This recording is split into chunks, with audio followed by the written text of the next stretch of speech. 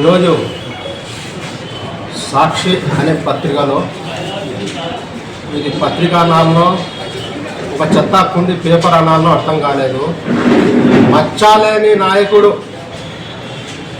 40 ఏళ్ళు సుదీర్ఘ రాజకీయ నాయకుడు, మైనార్టీ నాయకులు ఎన్ఎండి ఫారూక్ గారి పేరు మీద భూ కబ్జా అని రాస్తుంది పత్రిక. సిగ్గుండాలి ఆ పత్రికకు. ఎందుకంటే సొంత ఆస్తులు నంద్యాల ప్రజల ప్రయోజనాల కోసం, రోడ్ వైండింగ్ కోసం, సెంటర్ల కోసం, ఈద్గాల కోసం ఇచ్చిన ఘనత ఒక నస్యం ఫ్యామిలీకి ఉంది.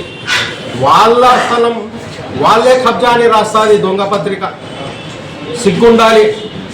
ఎందుకంటే సొంత స్థలాలు ఎన్ని ఇచ్చినారో ఈ పత్రికకు తెలియదు, వైసీపీ నాయకులు కూడా తెలియదు. వాళ్ళు ఒక సెంటు భూమి ఇవ్వలేదు, వాళ్ళు ఇయ్యలేరు కూడా. ఏదో 10 రూపాయలు పేద ప్రజల మీద వేసి మేమేదో ప్రజలకు న్యాయం చేస్తున్నామంటున్నారు.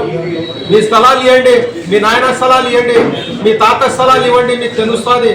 వీళ్ళ సొంత స్థలాలు ఇచ్చినారో నంద్యాల ప్రజలకు అభివృద్ధికి, నంద్యాల అభివృద్ధికి, శ్రీనివాస సెంటర్ అయితేనేమి, ఖలీల్ టాకీస్ అయితేనేమి, రాజ్ టాకీస్ అయితేనేమి, ఈద్గాలకు, ఎన్జిఓస్ కాలనీ, పద్మావతి నగర్, ఇట్లా మెయిన్ సెంటర్లో కొన్ని 100 కోట్ల రూపాయల ఆస్తులు వీళ్ళకి ఇస్తే ఈ సాక్షి పత్రిక ఈరోజు భూ కబ్జా అని రాస్తుంది.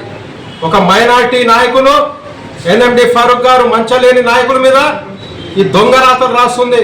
దీని మీద మేము ఖచ్చితంగా కోర్టుకు వెళ్తాం, దీని మీద ఖచ్చితంగా యాక్షన్ తీసుకుంటాం. ఇంకొకసారి రాస్తే వీళ్ళ అంతు చూస్తామని ఈ సందర్భంగా తెలియజేసుకుంటూ సెలవు తెచ్చుకుంటారు.